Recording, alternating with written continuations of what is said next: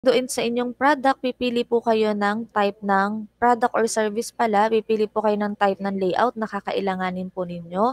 And then, as much as possible po ay siyempre since building po 'yan, facility po 'yan, and then FS po yung ginagawa natin. So, dapat po make sure na yun pong ating ilalagay ay based po sa standards or talaga pong maa-approve yung plano na yun. Ano, 'di ba po pagka tayo may mga plano like sa bahay or what, yung mga building po natin, yan po ipinapa-approvean pa po natin. So, before po siya i-approve, dapat po siya ay um, naka-align or nagpa-follow po doon sa ating building code. Like halimbawa, kailangan ng fire exit, saan ilo-locate yung fire exit, ganito, ganyan. Pero class, since hindi naman po kasama sa discussion na natin yung building code, kasi nga po, kinompress lang po sa OM yung facilities planning, unlike po before na may separate course siya. So, siguro po, at least makahanap man lang po kayo ng minimum 5 requirements na naka-indicate sa building code na mai-incorporate niyo po sa inyong design. Ano, hindi ko naman sobra papakahanapan na dapat lahat ng area is naka naka-align po sa building code. Ano, kumbaga kahit ilan man lang para po at least aware kayo, matandaan po ninyo na kapag nagde-design ay dapat po nako-consider natin yung building code. Kahit man lang gaano ka gaano kalaki ba dapat yung distance ng mula floor hanggang sa ceiling. Tapos yun nga pong sa mga fire exit and also gaano kalaki yung parking space. May mga ganun po kasi tayo na makikita like ganito karaming tao, gaano kalaki dapat yung area. Okay? Pero dito class, iko-consider din ninyo yung mga machine ninyo na gagamitin, gaano ba siya kalalaki para po at least ay talagang sure tayo na yung laki po ng layout natin kasya dun yung ating mga machines na gagamitin at yung mga tao po na atin pong iha-hire. And then, para po ma-present niyo po iyon sa akin, kailangan niyo pong gawin yung layout, requirements in 2D and 3D design using CAD. Pero kung hirap kayo sa CAD, ay pwede naman kayo gumamit ng other na designing software na kung saan po mas madali sa inyo. So, as much as possible po ay meron na po din po tayong sukat kasi i-align natin yun sa available na lote, teka po. And then, in terms naman po nung sa itsura or mga gamit doon sa inyo pong layout, pwede nyo po siyang lagyan na kasi nga yun na din naman yung ilalagay nyo po sa inyo pong FS. Pero as much as possible po ay hindi po tayo doon sa pagandahan ng design. Ano, doon po tayo sa realistic lang and yung may minimum cost but can still satisfy po yung requirement ng ating magiging production or ng service po natin. Ano, kasi sa bongga po ng design nga ninyo, or pagdami ng nilalagay niyong unnecessary naman, like halimbawa sopa, yung ilalagay niyo pa yung mukhang sobrang mahal, hindi naman kailangan, pwede naman yung basic na upuan lang, 'di ba po? So, yun, pagtaas ang cost ninyo, mahihirapan kayo sa financial study po ninyo kapagka gano'n. So, minimum cost lang po tayo, dun lang po sa kailangan. Malinaw po tayo dito class sa facility layout. Okay, so along the way naman pwede naman kayo mag-consult po sa akin. Wag lang yung sobra na wala na akong mai-i-grade po sa inyo para at least makatulong din naman po iyon sa inyong FS po ano. So, okay lang naman na magtanong-tanong po kayo sa akin with regards po doon sa layout and then doon sa location. And para naman po sa technical report, same pa din po ng format na isa-submit ninyo, yung naka-softbind pa din po na naka-compiled. But syempre doon po sa contents ay medyo iba na. Sa introduction is, ang ilalagay nyo na po is discussion about the background ng FS topic ninyo. Ang next naman data presentation is yung presentation and discussion about the location alternatives. Yung tatlo nyo pong location alternatives, bakit yun ba yung inyong napili na isama, anong meron po doon. And then also yung mga decision criterias ninyo, pwede nyo po ditong i-explain. And then, yung mga considerations po ninyo sa facility planning like, yun nga pong minimum 5 na requirements under ng building code, pwede nyo pong ilagay. Yung reason po ng shape ng inyong layout, kung ano man pong gagamitin yung shape ng layout, doon nyo po pwede i-discuss. And then, data analysis and interpretation naman po ay, dito niyo na po ipe-present yung naging resulta. And then yung output nyo po na facility layout. And then, conclusion and recommendation po. For the rubric grading, same pa din naman po tayo, hindi natin siya babaguhin. So, mainly, ang kailangan po is related po sa kung paano kayo mag-a-analyze ng data, paano yung naging recommendation po ninyo. And then, ito po yung paggamit natin ng mga tools. Ito pong part na ito. Nasa 40% po yung paggamit po natin ng tools and then yung sa technical report po natin. Okay po. So, yun po yung ating love exercise number 2. Now, ma'am, kailan po ang deadline po nan? Deadline po natin ay week 10. Ngayon po ay week 7. 7, 8, 9, 10. So, week 10 po siya, March 28. So, bakit po um, So, at least after naman po siya ng inyo pong midterm exam. Hindi ko naman po isinabay na midterm exam. Though, supposedly, dapat before midterm exam ay tapos na po siya. Pero since, given na sobra din naman nga pong dami ng inyong gawain, so sige, extend po natin ng week 10. Hindi ko na lang po siya may extend ng sobra kasi mawalan tayo ng oras para naman po doon sa lab exercise number 3 ay may final requirement pa po kayo. So para lang din po mabalanse natin na nagbibigay po tayo ng consideration pero yung balanse po. And ayun, kahit po siguro March 28 hanggang hapon po ulit, Friday, anytime po, pwede nyo pong ipasa. Basta po within that day, bago po ako makauwi, hanggang alas 5 po, ay maipasa po ninyo. And then, ano pa ba? Any question po? May question pa po kayo?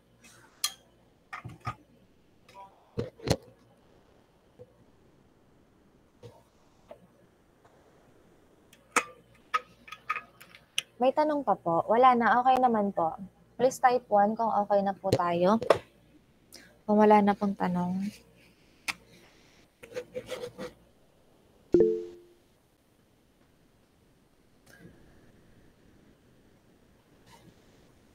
Okay po. Sige, and then,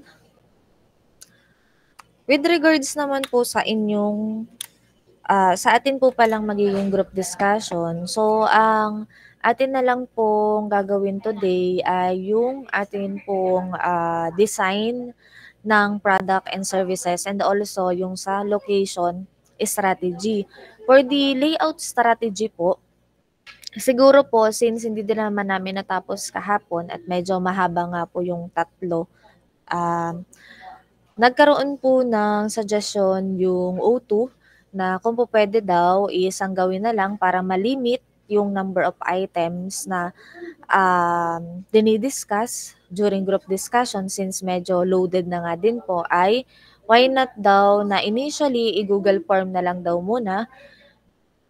Tapos ay yung mga items na lang na maraming nag-e-error, yun na lang po yung i-discuss sa group discussion natin. So, mag-a-agree po ba doon ang lahat class? Kumbaga, ang mangyari po doon ang setup, before po yung magiging klase ay kailangan nyo na pong sagutan yung Google form. Pero, ang magiging naman noon, ang magiging advantage naman po noon ay hindi buong 3 hours na tayo po ay nag-group discussion and tatanungan pa. So, ayun po. Can you type 1 kung agree po tayo doon and then type 2 po kung hindi po, kung may other, baka mapag-usapan natin kung may other suggestion po kayo. Pero class, willing po kayo na before klase natin may sinasagutan na po kayo. Okay po. Sige ha, kasi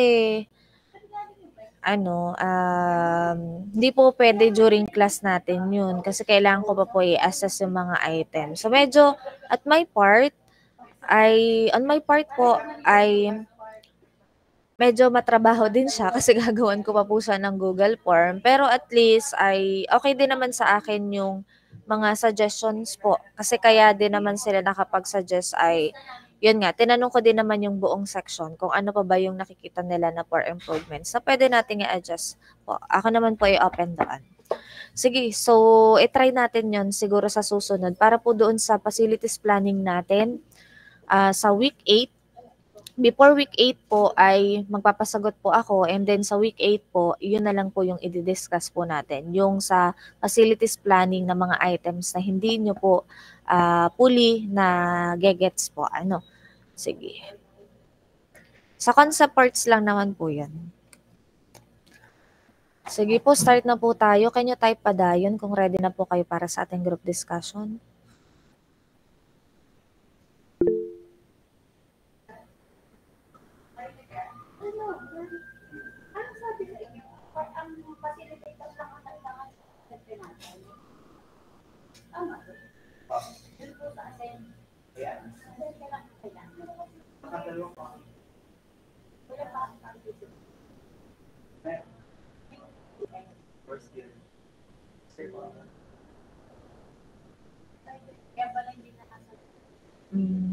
Okay.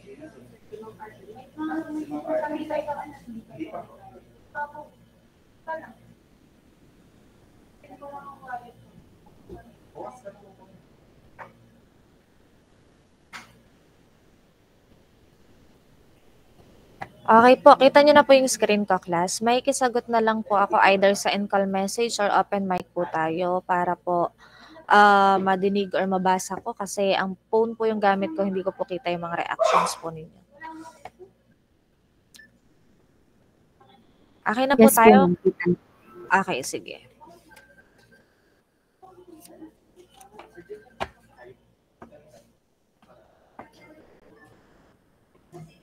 Okay, Miss Arayan. The goal of the product decision is to develop and implement a product strategy that meets the needs of the marketplace with a competitive advantage. True po. Okay. So, answer po natin is true. So, dito, class, if you can observe po, doon po sa mga previous din natin naging topic, diga, lahat po ng 10 critical decision natin, based din po sa naging introduction natin, ano po yung main na purpose niyan? For competitive advantage po. So, even ito pong product decision natin is, ang goal din po niyan is to add competitive advantage po doon sa isang business. Ano po, so based pa lang sa yung mga na-discuss natin, yung lahat ng nasabi ko po sa inyo, na kung paano po tayo magkakaroon ng advantage. Ano, paggamit pa lang po natin ng mga tools natin, paano po natin madidefine po ng maayos yung mga components ng mga tools natin, and then at the same time is yung decision making po natin kung yun po bang mga components ng atin pong product is yun po ba ay bibilhin natin, gagawin natin, or what? Ano po? So, base pa lang po doon ay magkakaroon na po tayo ng competitive advantage. Okay, next po tayo. Miss Flores. Political or legal change and economic change are both factors influencing market opportunities for new products. True po. Okay, so answer po natin dito is true. So siguro naman mag-agree kayo based po doon sa ating naging discussion doon sa mga factors na nakaka-affect po dito sa opportunities natin for the new product. So, ayun, kapag po tayo nagre-release ng mga new products po natin, so kailangan natin i-consider hindi lang po yung mga quantitative considerations natin. Hindi lang puro yung naging computation natin. So, kailangan din natin maging aware kung ano pong current state meron doon sa paligid natin o kaya ay doon sa target market natin. Ano bang meron ng mga issues, current issues na possible na meron pong impact po doon sa magiging release po ng ating new product, so that we can incorporate po iyon doon po sa nagiging planning po natin for the new products po natin. Okay, next po tayo, Miss Valdedara. The 4 phases of the product life cycles are incubation, introduction, growth, and decline. False po. Okay, class, please type nga po anong tamang sagot natin dito. Ano ba yung product life cycle natin? May type po ako sa in-call message.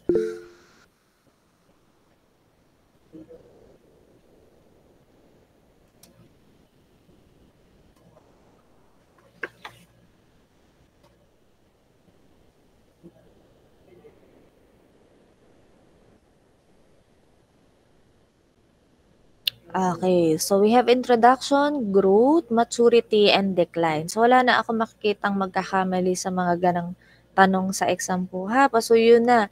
Kasi meron din mga questions po sa concepts natin na yung parang ano naman, obvious na discuss naman yung sagot ay mali pa. Ano, nakakapanghinayang yung mga ganon. Okay po. So, yes, answer po natin dito ay false. Next po, Mr. Abante. In the in the maturity stage of the product life cycle, operation managers will be concerned with keeping sufficient capacity available for the product.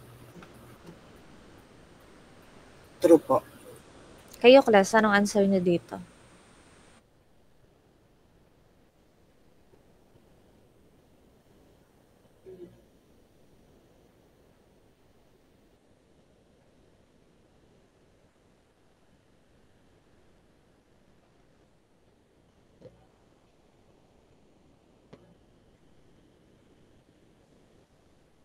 Please type po, class, yung answer ninyo para po makita ko kung sino yung mga nasa sa meet din.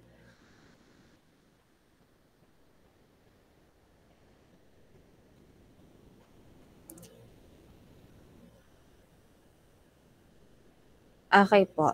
So actually, during maturity stage, tayo po ay ano na din dyan, kumbaga concerned din tayo with the sufficient capacity. But kailan po nag start talaga yon yung concern natin about sufficient capacity? Dun po siya nag start sa growth stage po natin. Kaya, ang best answer po natin dito is during growth stage, not during maturity stage po. So, false po yung answer natin dito.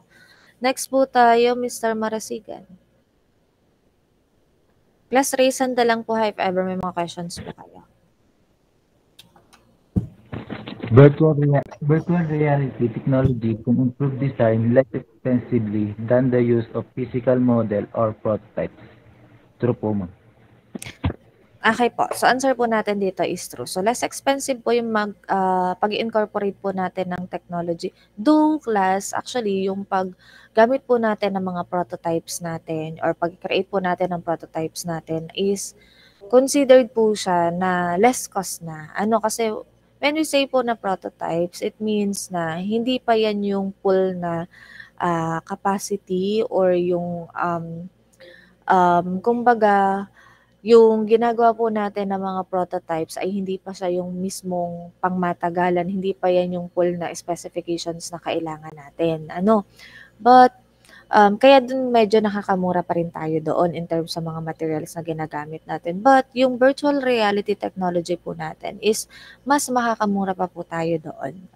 Kasi po wala tayong kailangan ng mga materials dyan. So may initial investment lang tayo para doon sa technology.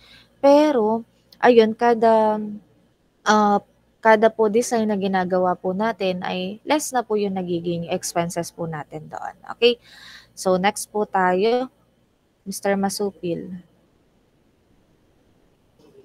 Robust design is a method that ensures that small variation in production or assembly does not adversely affect the product. True po.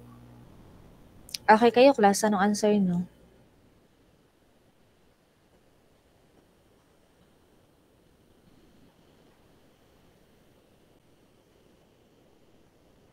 Okay. How about yung iba? Ano ba yun? Okay, so answer po natin dito is true. So based din naman po yan sa naging discussion po natin, robust design po. So siya po ay, kumbaga yung robust design is, yung pagka-strong ng design niya is nagiging flexible po siya or madali pong maka-adapt. Okay, next po, Miss Granados, Alexis. Rapidly developing products and moving them to the market is part of the time-based competition.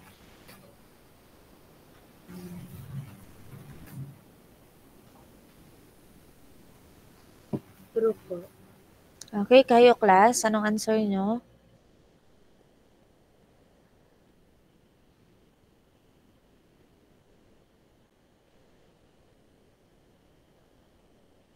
How about po yung iba? Okay, so answer po natin dito is true. So example ko nga po dyan is yung sa mga cars. So meron tayo na dito sa Philippines, meron tayong nangunguna na mga manufacturing nung car manufacturing. Tapos ay, kumbaga sila po yung sinusundan. So the more na mas mabilis ka maka-release ng bagong model, the more na mas nagkakaroon ka pa ng competitive advantage po comparing po doon sa other na companies. So kumbaga ikaw yung nagse-set ng standard. Okay, next po tayo. Mr. Laktuan.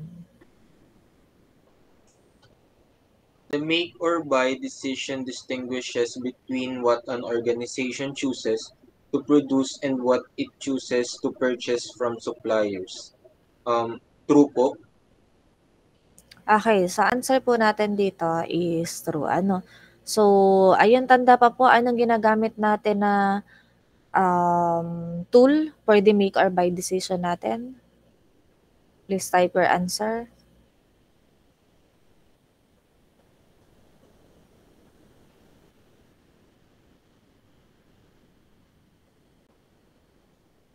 Based na naging discussion. Kapag you need to decide either to make or buy specific parts or components, anong kailangan gamitin?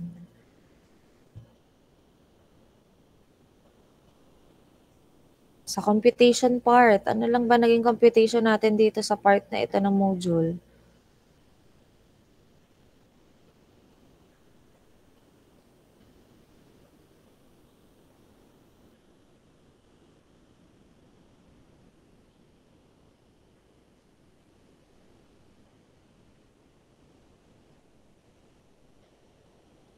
Wala po nakakatanda, class. Crossover point ba? Hindi po crossover point.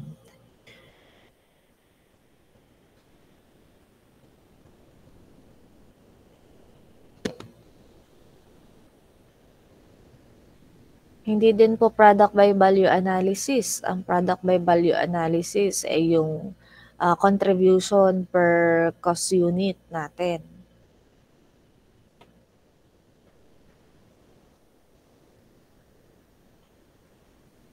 Hindi nyo ata napanood.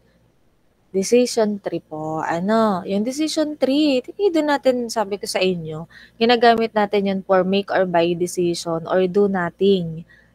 Kung halimbawa, wala namang magiging benefit sa atin yung pagbili o yung paggawa natin, di wala na. Hindi na lang natin gagamitin yung parts na yun. Kung wala namang magiging magandang impact po sa atin. Kaya tayo may option na do nothing. So yun po, decision tree po yung ginagamit natin na wherein sa paggamit po natin ng decision tree, ang atin pong goal doon is ma-determine po natin saan po tayo magkakaroon ng advantage. Saan po ba tayo mas either makakatipid or saan po tayo mas malaki yung kikitain natin. Diba kinocompute natin doon yung EMV po natin, if you can still remember. So may kibalikan na lang po. Though, class, makikitandaan po, makikishare na lang din po doon sa mga wala dito. Yun pong decision tree computation, hindi ko na po siya isasama sa examination ninyo. So ito po yung sinuggest ko na din po na yung sa computation part ay bawasan na namin. Given na meron pa po sa inyo na kailangan humabol. And also, yung decision tree din po kasi, na-discuss naman yan sa ibang courses na, I think sa e-eco, meron na yan.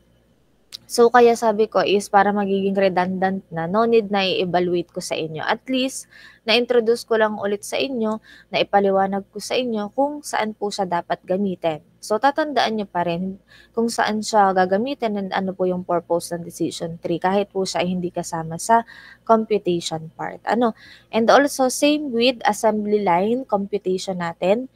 Yung diniscuss po sa inyo sa layout strategy po ata yun. So, yun din po, hindi ko na din po siya isasama sa examination. So, dalawa na po yung nabawas na computation part po sa inyong magiging exam sa midterms po. Malinaw po ba tayo doon, class? Noted po ba iyon?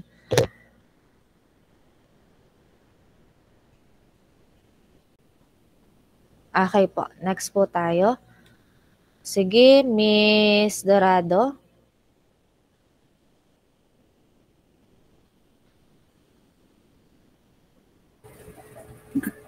excuse me po. Group technology enables the grouping of parts into families based on similar processing requirements po. True po.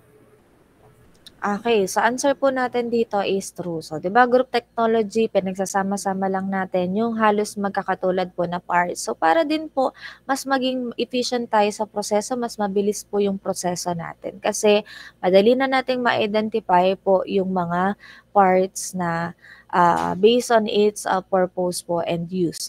So, yun. Kaya true yung answer natin. So, let's congratulate nga pala si Ms. Dorado kasi siya po ay isa sa top 1 natin for the quiz 1. Okay, so nanggaling po sa inyong section yung isa po sa top 1 natin. So, congratulations, Ms. Dorado.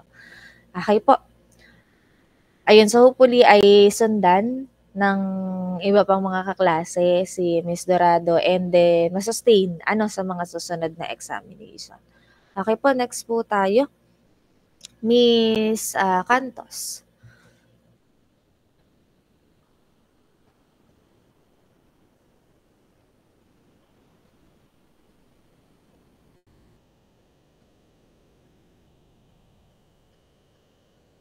Wala si Miss Cantos. Sige na, may kibasa ako. Hello po. Yan. A work order is a listing of the components, their description, and the quantity of each required to make 1 unit of the product.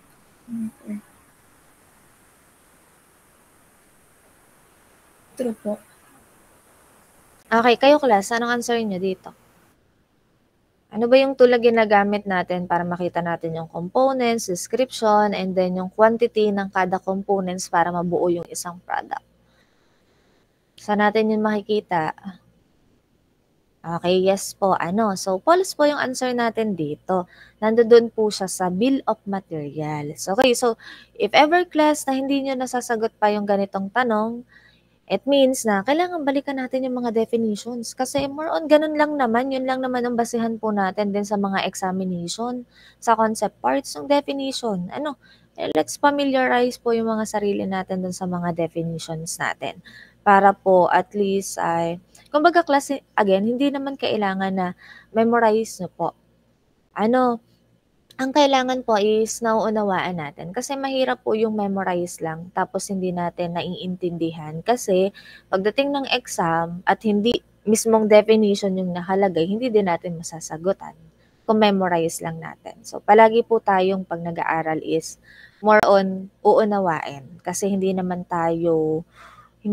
po ipapadefine sa inyo. Alam naman ninyo yung examination type. Kumbaga may hint na po sa inyo. So, yun na lang po yung gawin natin. So, para po at least mag-improve po yung scores ng iba. Next po tayo, Miss Armamento. An assembly drawing lists the operation necessary to produce the component. Po? False po. Okay, false. Ano pong tamang sagot? Diyan, class. Please type your answer.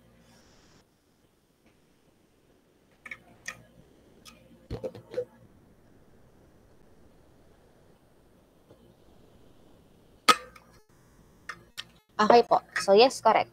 Route sheet po. So, false po yung ating answer dito. Sa route sheet po natin makikita yung list ng operations. Okay. Next po tayo. Miss Mendoza. An assembly chart shows an exploded view of the product, usually via a three-dimensional or isometric drawing. False po. Assembly drawing po dapat. Okay po. So, sa assembly drawing po, false po. Okay. So, class, sana naman po, based sa naging discussion natin, na-appreciate nyo yung use noong mga tools na iyon. And also, naunawaan po natin. Kasi nga po, kumbaga inihahanda ko din po kayo kasi paglabas ninyo, lalo na sa kung manufacturing po, yung pagtatrabahuhan ninyo, napakahalaga po na aware po kayo dyan sa mga tools na iyan. And hindi lang basta aware, Kung kayo po yung mga engineers na nag-handle talaga ng quality, ng related po sa production, dapat po ay napaka-pamilyar ninyo doon sa mga drawing, dyan po sa mga tools na iyan. Lalo na po sa production part ka. So, even production part ka, dapat din po ay alam mo or aware ka doon sa like sa quantity na mga ini-endorse po sa inyo ng mga parts. So, halimbawa, based sa naging production number, ay dapat ilan pa yung parts na natitira ng ganitong component. So, makikita mo siya doon sa bill of materials, like kada unit ba, ilang ganitong screw ang kailangan? Ilang ganitong item ang kailangan so that you can compute ilan pa yung kailangan na remaining sa aming production. Also doon din po sa quality in terms po ng pagde-determine kung okay po ba yung quality ng mga product po natin. Yan po ay makikita po natin sa drawing. Doon po naka-indicate yung mga po natin, yung mga specifications po natin. So, dapat familiar po tayo doon. Hindi yung kailangan pa ulit-ulit pa nating ilalabas yung drawing. Dapat memorize na po natin yun as tayo ang nag-handle sa production or tayo po yung in charge sa quality.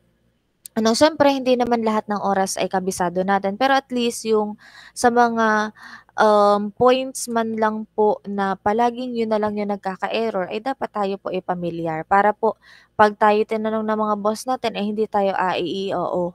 Para makita nila na talagang um, kumbaga po ay pamilyar tayo doon sa hinahandle natin na process. Diyan din po kasi makikita yung competence ng isa pong engineer. So, ayun po. So, hopefully po ay malinaw sa atin yun. Next po. Si Aya ay wala. Miss Platon.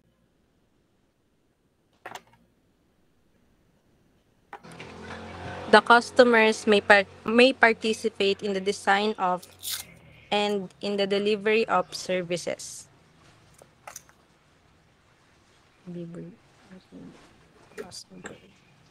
False po. Kayo, class, anong answer ninyo?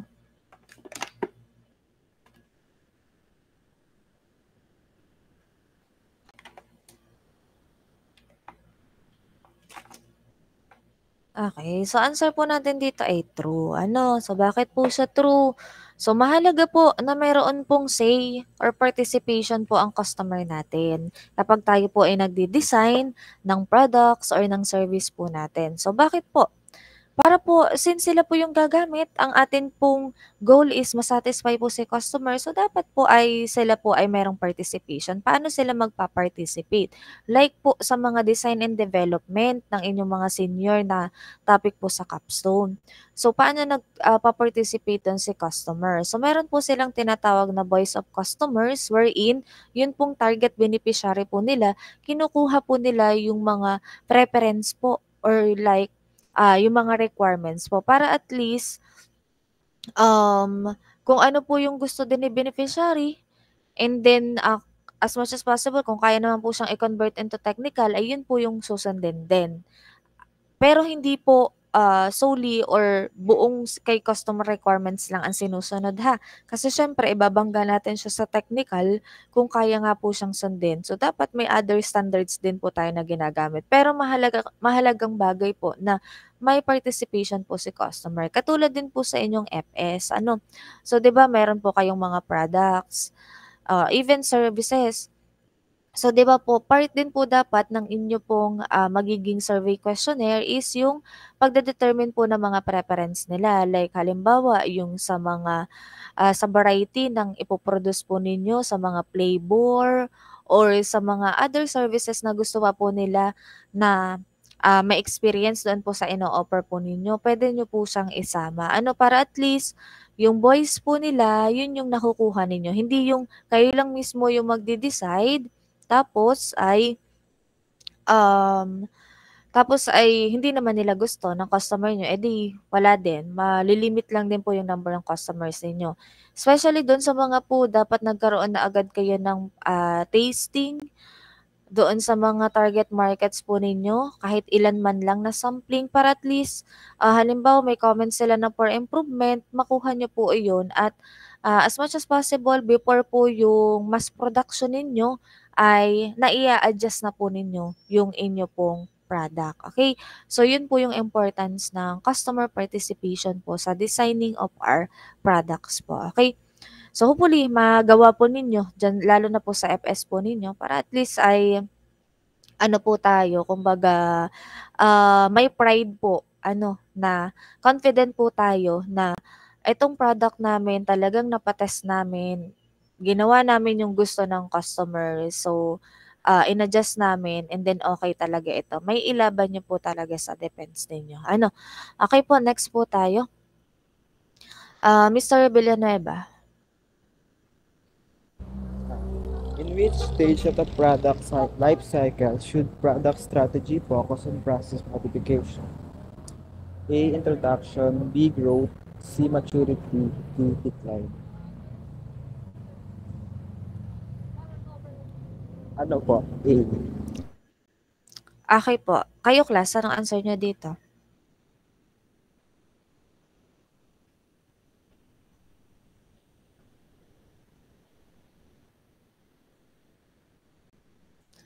Okay, answer natin dito ay A. Ano po, so yung mga modifications, dapat magawa na po natin agad dyan during introduction kasi magkakaproblema tayo during growth and then maturity stage natin kapag hindi agad natin na-modify or naayos yung dapat nating ayusin. So, during introduction, mag-adjust na agad tayo. So, usually sa mga company po, in this introduction phase po, dyan talaga nakikita yung mga problems and yan po yung opportunity for improvement po.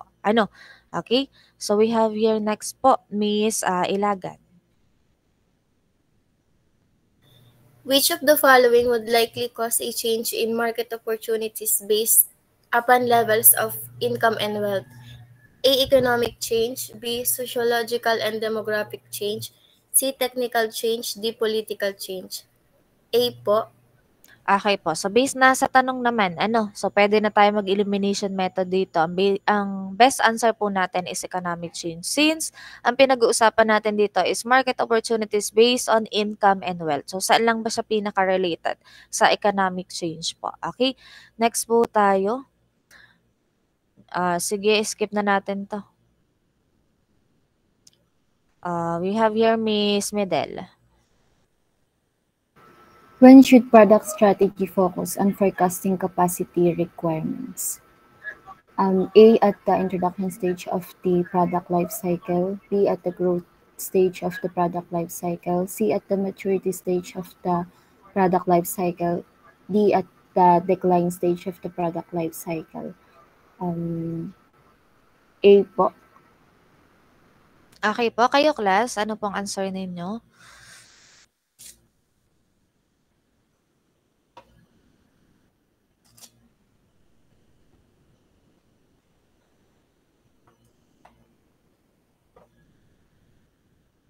Anong answer po ninyo? Okay. So, answer po natin dito ay letter B. During growth stage, kapag po papataas na yung demand natin, so, syempre po ay mas critical na po yung forecasting natin dyan. Baka sabihin nyo, ma'am, hindi ka po sa maturity. Ay, maturity ay talagang na doon. Kumbaga, nasa peak na yung ating demand. So, more on, alam na natin kung gaano karami yung magiging demand natin. Unlike po nung growth natin, papataas pa lang po siya. So, dapat po yung atin pong forecasting doon ay mas intense po and mas pagtuunan po natin. Kasi sayang po yung mawawalang opportunity po sa atin or market share po sa atin kapag yung atin pong nagiging capacity is hindi naka-align doon sa demand, sa growing demand po. Okay, next po tayo. Si Arwin. Which of the following statements regarding product life cycle and profitability is true? A. Profit is the highest in the growth life cycle phase because the product is new and unique. B. Profit is lowest in the growth stage of the life cycle because costs are so high. C. Profit is at its greatest in the decline stage of the product life cycle, and the break-even is attained in the growth stage of the product life cycle. Ang sagot ko po is letter A. Okay po. How about you, class? Anong answer niyo po dito?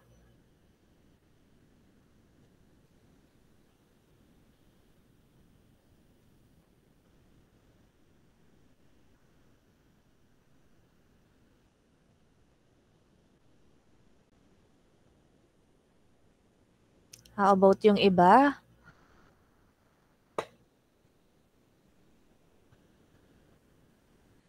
Okay. So, magiging basehan po natin, ang iba ata hindi maka-decide, hindi makasagot.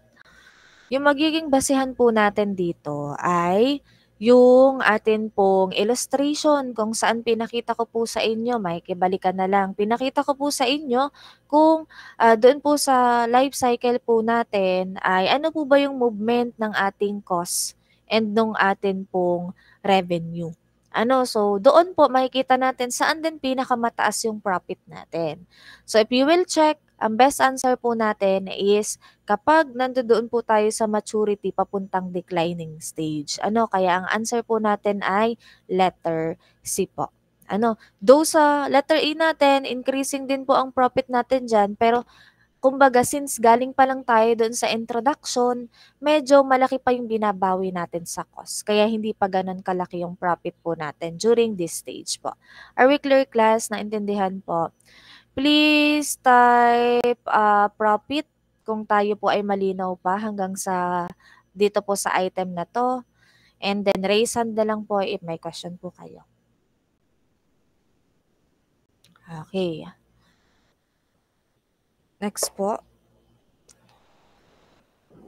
Miss Landicho. The analysis tool that helps determine what products to develop and by what strategy by listing products in descending order of the individual dollar contribution to the firm is DPO, product by value analysis. Okay, so basta dollar contribution or kung iba man yung cost na ginagamit natin, yan po ay product by value analysis. We're determining po yung nagiging contribution nung per product natin based po doon sa value niya. Okay, next po, Miss, okay, nandito ba si si King? Mr. Kanako.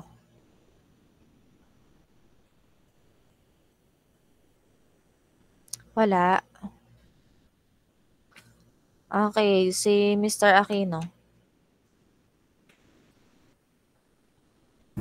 In which stage of the product life cycle should product strategy focus on improved cost control?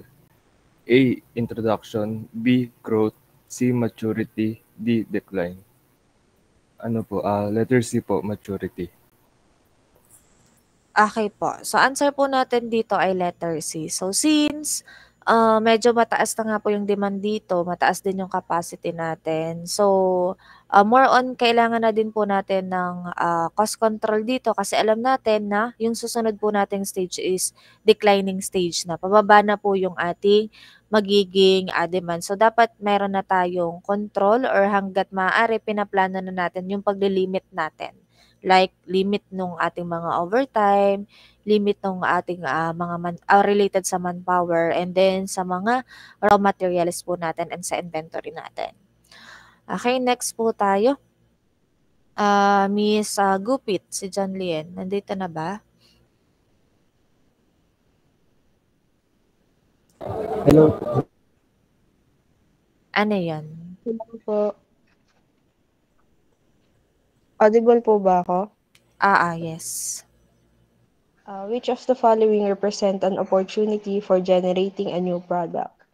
A. Understanding the customer. B. Demographic change, such as decreasing family size. C. Changes in professional standards. D. Economic change, such as rising household incomes. E. All of the above are such opportunities.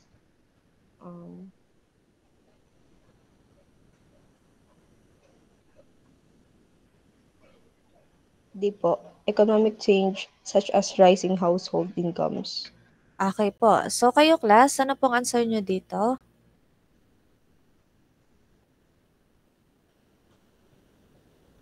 Okay, so 'di ba ang pinag-uusapan po natin dito is opportunity for generating a new product. Katulad po ninyo, class, 'di ba nag-FS kayo, nag-e-FS kayo, nagpo-propose kayo ng new product. So ngayon, ano po ba yung mga naging consideration ninyo? Ano ba yung purpose ninyo? Bakit kayo po-propose ng ganong product? So lahat po ito ay consideration po natin. So that's why answer po natin is letter E. Understanding the customer, if may need ba sa ganitong product? So pwede natin gawa ng FS to. Yung demographic change natin such as decreasing family size, like yung example ko sa inyo, kung halimbawa yung mga subdivision, yung mga bahay na binebenta doon, kung tayo po ay kumbaga nagkakaroon na nga ng demographic change, pagliit ng family size, so maybe we can consider na hindi na ganun kalaki yung mga i-offer natin, lalo na kung ang target market po natin ay yung mga average income lang po na family. And then changes in professional standards, and also ito din pong economic change natin. So adjust tayo dyan, adjust tayo ng cost natin based po dito sa economic change po natin. Okay, so lahat po ito ay consideration natin sa pagre-release po ng new product natin. Okay, next po tayo, Miss Aya Cleo.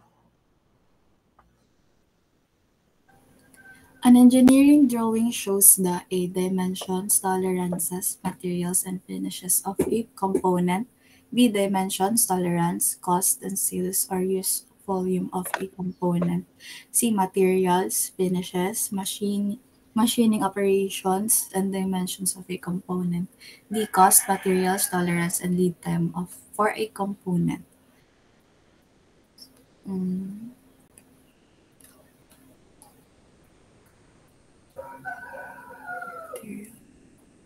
Letter B po. Okay po. Kayo class, ano pong answer ninyo?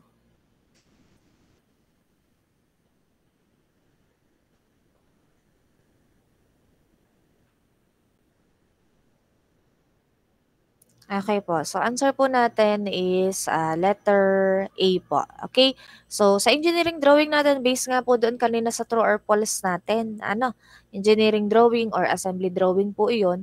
So ang makikita lang po natin doon ay dimension, tolerances, materials, and finishes of the component. Hindi po doon kasama ang mga cost, yung mga sales po, wala po iyon. Drawing nga lang po siya So more on, again, reference po natin siya in terms of quality and then sa production po. Okay. Next po tayo, Miss Amonar. Which of the following shows in schematic form how a product is assembled? A, an engineering drawing. B, an assembly routing. C, an assembly chart. D, a route sheet.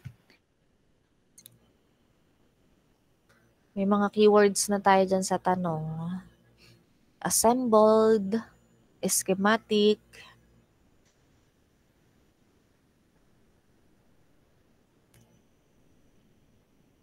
Letter C po. Okay po, letter C. So, since schematic siya and then ang use is for assembling references, so we have here the assembly chart. Okay? Next po tayo, Miss Dimasakat. A restaurant kitchen contains a wall poster that shows for each sandwich on the menu, a sketch of the ingredient and how they are arranged to make the sandwich. This is an example of assembly drawing po. Okay, so sagot po natin is assembly drawing. So, based din po sa definition natin na assembly drawing, so kahit po yan yung application is sa resto, we can also use po assembly drawing. Next po, Miss Asilo. The document for production that gives the instruction to make a given quantity of a particular item, usually to given schedule, is letter A po. Okay po, letter A po yung ating sagot dito. So ito naman ay halos more on sa definitions nga lang po natin siya makukuha. So next po tayo, Okay, Miss Soringan. The role of decision trees in product design is A. To rank products in descending order of their dollar contribution to the firm, B. To better understand the customer's wants, C. To calculate the expected value of each course of action, D. To calculate the value of quality function deployment.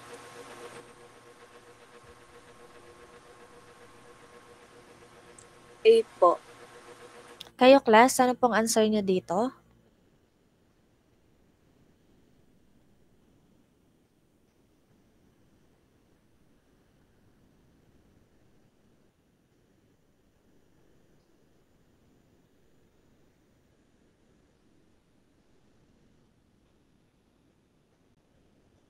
Okay, so kung natatandaan nyo po yung computation part na nasa recorded po natin, separated pa po iyon. So anong ginagawa natin doon? Kina-calculate po natin yung EMB or yung expected value po ng each option po natin kung make, buy, or do nothing. So para po ma-compare natin, alin po yung better option. Okay, so letter C po yung sagot natin dito. Next po. Okay, so I think that's all po sa part na ito. Sige, bigyan ko po muna kayo ng break po, ilang minuto. Siguro po start po tayo ulit ng 8:25 po. Ano po? So, break po muna kayo ng ilang minuto para po at least ay hindi gano'n ka-loaded po tayo.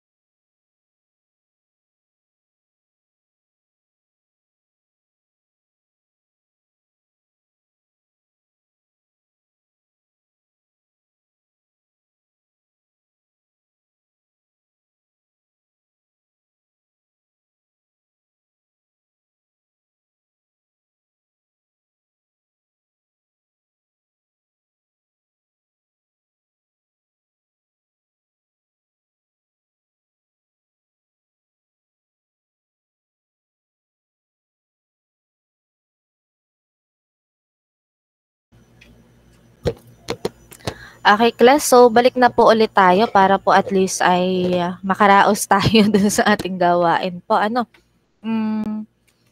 Ang tawag dito, para po pala muna sa schedule, pag-usapan po natin. Can you react po, heart reaction po kung nakabalik na po kayo? Bakit nagpe-present si Miss Laika?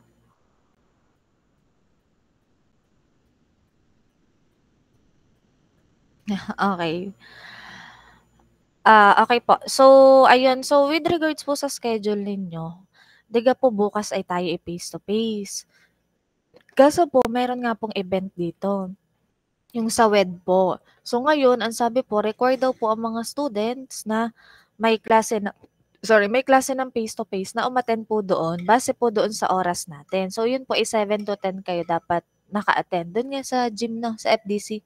Sa FDC po, dapat nandoon po kayo. Ngayon, ang concern is, ay papaano yung ating problem solving na discussion? Siyempre, magiging unfair naman sa inyo kung kayo lang yung section na hindi ko na-discussan. So, siguro po ay, since ito po ay tawag din ng requirement ng ating department na kayo po ay maka-attend bukas, yun ga po ay okay lang sa inyo na hahati-hatiin ko po kayo, makikisit in po kayo doon sa other section na nakaschedule lang Thursday and Friday. Ang concern pa is kung available po kayo. So now, babanggitin ko po yung schedule ng other 3 sections. First one po ay Thursday, 7 to 10. Next one po is Thursday, 2 to 5. And then yung last naman po ay Friday, 2 to 5 din. So saan po kayong schedule doon available sa tatlong yon?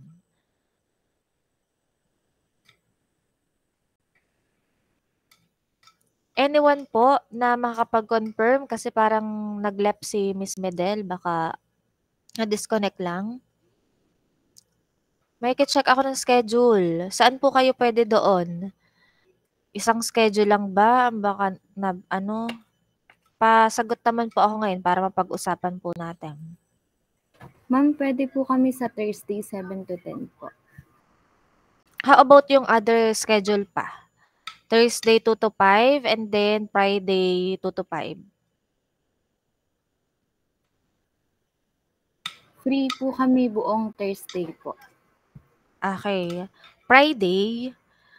Sa 2 to 5 po ay may OR po kami sa 1 to 3 po. Anong face-to-face din kayo noon? Yes po, ma'am. Okay, parang hindi ko ata kaya na Baka kasi hindi tayo kasya sa iLab, pag dalawang hati lang kayo. Ilan kayo? 40, tas additional na tig 20. So, 60 sa isang sa isang kaya ko ba yon? Kaya ko ba kayong turuan ng ganong karami? And then, kaya ba ng space? 1 to 3. Sige, initially, ay muna kayo. Pwede ba neng makisuyo ako? Hati muna sa 3.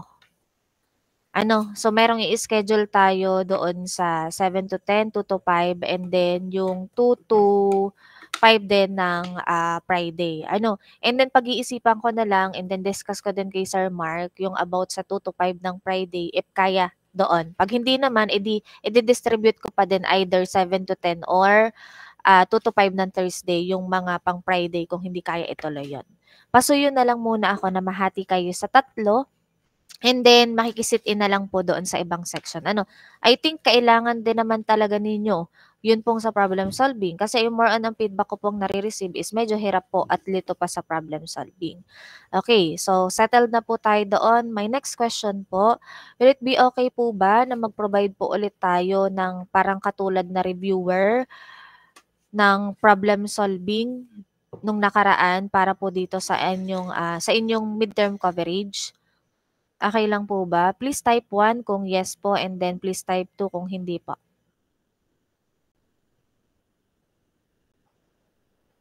Okay, so actually wala pa po ako nape-prepare. Gagawa pa lang din po ako mamaya. Sana matapos ko. So sige.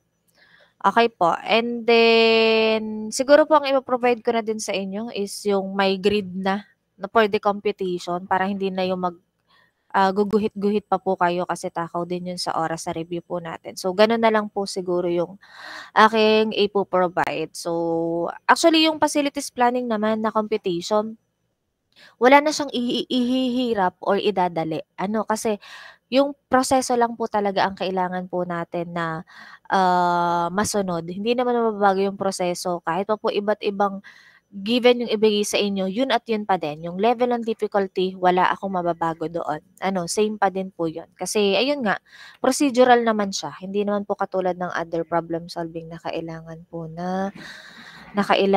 na analyze pa before po makaproceed po doon sa process. Okay?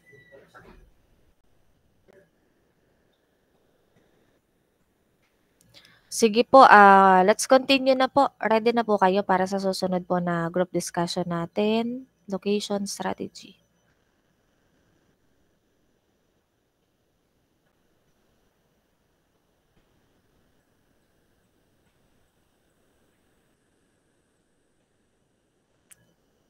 Ini-skip ko yung layout ha kasi medyo mahaba yan. Yun po yung sa susunod na lang.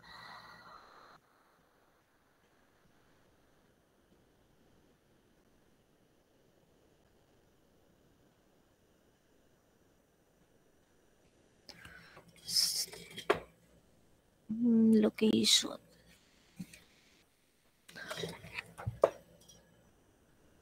Okay, so yung natitira na lang po.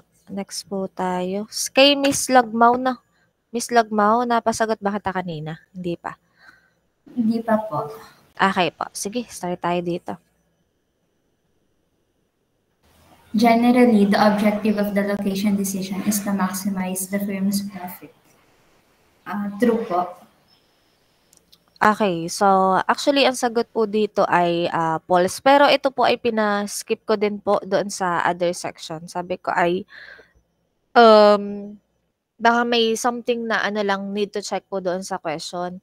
Pero actually, kung babasahin mo naman talaga siya, ay initially, ang magiging answer mo po dito ay true. Kasi ang main objective naman talaga ng isang business, including yung 10 critical decision natin, is para po magkaroon nga ng competitive advantage. Anong impact ng competitive advantage na iyon? Para po mas kumita yung isang business. So that's why, sige, skip muna natin ito. And then I'll check bakit ganun yung naging sagot po sa reference ko. Kung bakit po false. Sige, next po tayo. Miss Ongsico. These have been developed that rank countries on issues such as competitiveness and corruption. True po. Okay, so meron tayo na present na ganito, yung list po nung in terms of competitiveness and corruption. So yun po ay nakakatulong din po as consideration natin for the location ng atin po magiging business. Especially kung ang consideration po natin ay general pa, country pa yung pinipili natin. Halimbawa, meron na tayo dito sa Philippines, gusto natin na magkaroon ng other branch sa other country. So, ayun po, we can use as consideration nga po yung in terms sa mga corruption po. And then, Mr. Arreglado.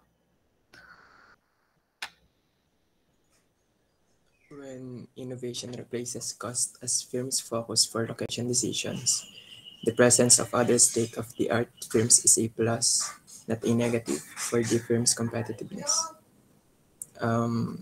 True po. Okay po, sagot po natin dito is true. So sabi nga, when innovation replaces cost as firms focus for location, decision. So actually, yung in terms of innovation natin is it can help us din po para po sa location decision natin. So again, it can add for the competitiveness po. So halimbawa, availability ng mga technology natin. So lalo na kung technical po yung atin pong magiging product or service na i-offer. So basically, yun po ay isa din po sa nagiging consideration po natin. Okay, next po. Again, kung medyo nabibilisan or may confusion po, raise hand na lang po ha. So, medyo madami lang kaya kailangan po natin na idire-diretso. Mr. Bendicio?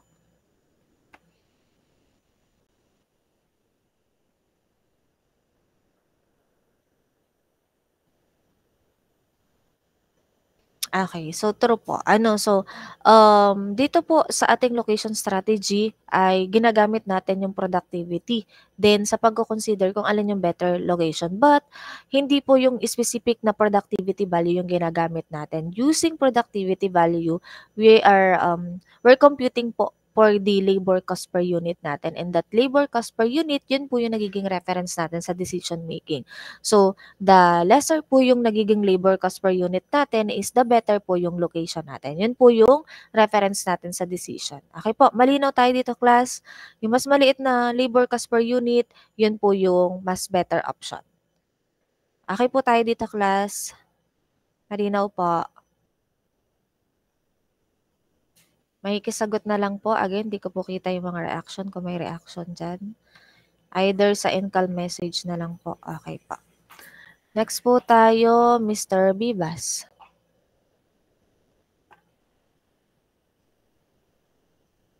For location decision, labor productivity may be important in isolation, but low wage rates are more important criteria.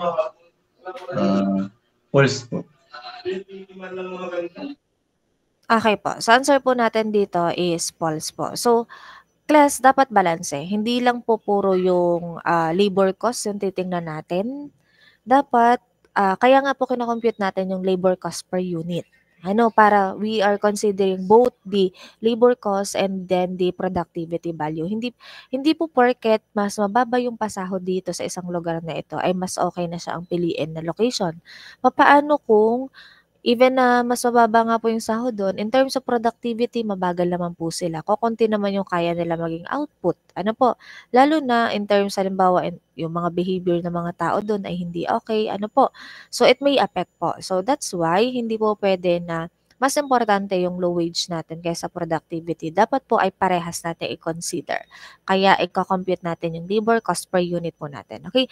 So class, etong mga, di ba kita nyo naman, pag ako po yung nagkaklase, nagbibigay po ako sa inyo ng mga hints na what I mean is, yung mga items na kailangan nating i-take note. Like po nung nakaraan, yung sa crossover point natin. Di ba, binigyan ko kayo ng hint na kapag ito mas mataas yung fixed cost ay kapag greater than doon sa ating break-even point, yung mas mataas na fixed cost, yun po yung pipiliin natin na process. Yun yung better po na gamitin natin para mas ma-minimize natin yung cost natin. And so on. Ang dami ko pong binibigay sa inyo na parang kailangan yung tandaan sa decision making para hindi kayo magkamali. However, meron pa din pong mga students na tulad doon sa tanong ko po sa exam na halimbawa, alin yung better, si process A ba or si process B?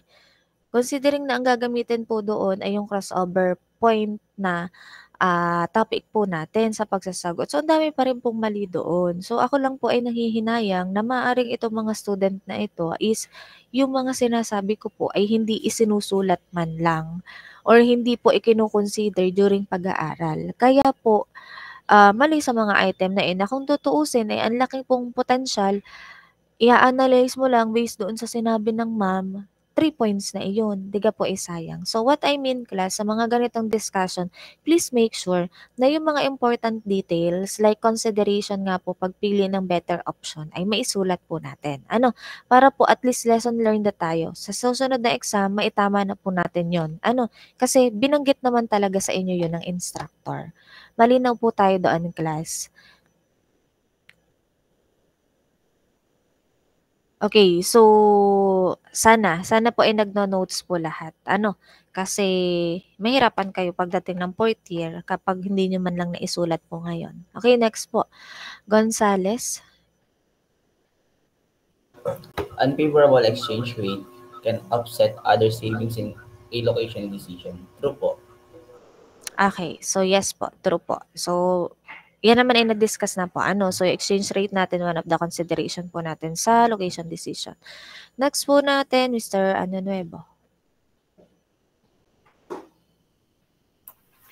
An example of intangible cost as it relates to the location decision is the quality of education.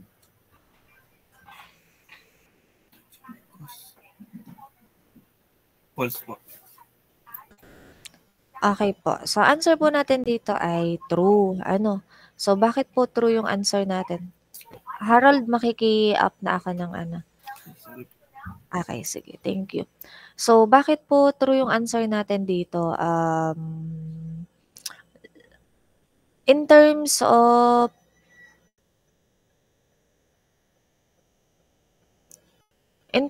location decision po natin, again, we also need to consider po yung other na intangible cost, kagaya nga po nito yung sa education po.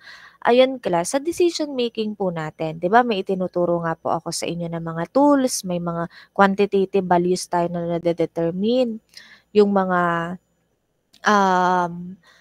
cost po na nako-compute po natin. But class, tatandaan nyo po, kapag nasa reality na tayo, nandoon na tayo sa labas, yes, pwede natin maging consideration yung mga itinuturo ko po sa inyo na computation. But, dapat po, para po mas maging matalino tayo sa decision making natin, ay hindi lang po pure na yun yung reference natin.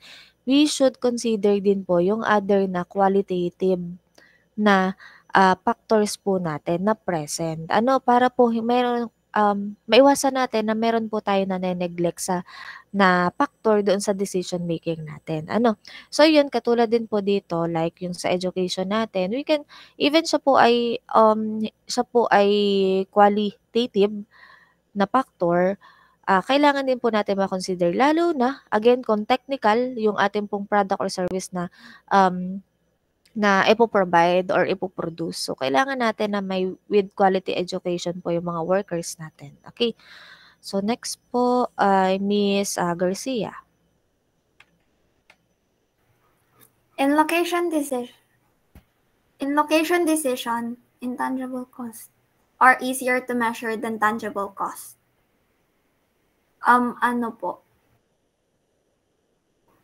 False po. Okay po. Yes po, false po.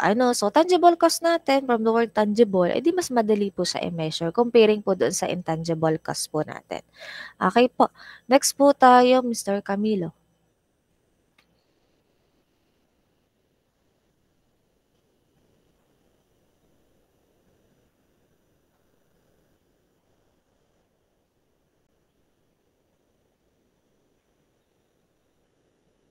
Wala. Si Mr. Mahimulta ba? Nakarating pa? Nandito na? Wala pa rin. Lardisabal, Irish. Location decisions are based on many things including costs, revenues, incentives, attitudes, and intangibles, but not on ethical considerations. True po. Ay, false po pala. Okay po. So, answer po natin is false po. So, again, location decisions are based on many things including costs, revenues, incentives, attitudes, and intangibles, but not on ethical considerations. So, isa din po sa mahalagang factor natin nga po yung ethical considerations like behavior ng mga manpower, lalo na nga po kung medyo general pa yung pagpili natin ng location, like yung saang municipality or saang region, so pwede din po natin siya ma-consider. Next po, Mr. Liesa. Manufacturers may want to locate close to their customers if the transportation of finished good is expensive or difficult. True po. Okay, so answer po natin dito is true. So, usually yung mga manufacturing company po natin ay ang main po na kino-consider nila ay in terms of cost. Including ito pong sa transportation cost natin. So, hangga't maaari po ma-minimize po nila yung sa transpo cost po. So, in relation din naman, na-discuss na din po yan sa OR ninyo. So, malaki din po yung nagiging factor nung sa transpo cost po natin or impact po noon sa nagiging profit po nung isang business. So, that's why usually manufacturing ay nililimit po nila yung transpo cost po. Next po natin, sige, ulit tayo since tawag ko na ang lahat. Plus, konting tiyaga pa sa OM. Talaga pong medyo mahaba siya. Konting tiyaga pa. Okay, si Miss Medel. One reason for a firm locating near its competitors is the presence of a major resource it needs. True po. Okay, true. Okay, so siguro naman ay agree lahat doon. Clear po tayo dito. Next po tayo. Miss Silagan. The graphic approach to location break-even analysis displays the range is preferable. True po. Okay, so answer po natin dito is true. So, yung break-even naman natin, magagamit din po natin sa location analysis po natin. So, usually, ano bang kailangan lang natin doon sa break-even natin? Ginagamit pa rin naman natin dito is yung formula natin sa crossover chart natin. We are utilizing po yung sa revenue natin and then yung total cost po natin. Including na din nga po dyan yung sa as factor po is yung sa volume po natin. So, answer po natin is true. Next, Mr. Villanueva.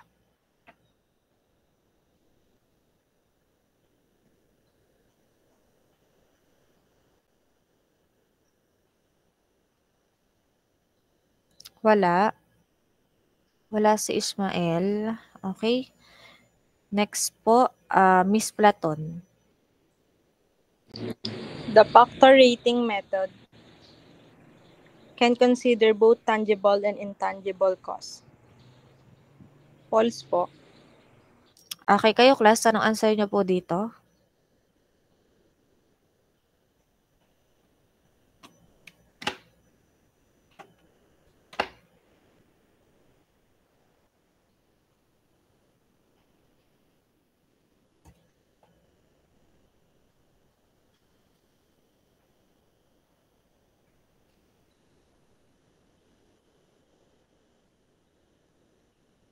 Class, ano pong answer?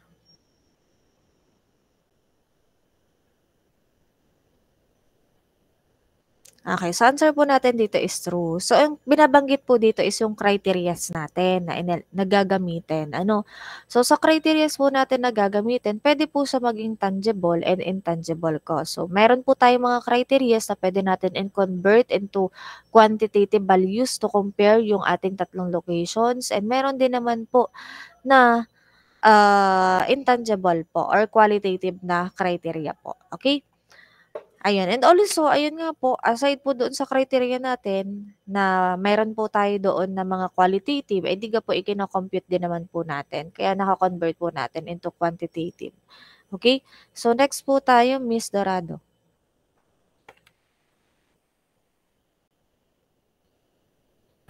The center of gravity method finds the location of a centralized facility such as distribution center that will maximize the organization's revenue. False po. Okay. So, kayo class, anong answer nyo dito?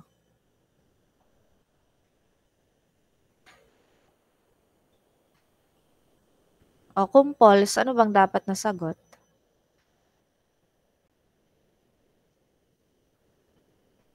Any idea po sa palagay nyo since kayo nag-OR?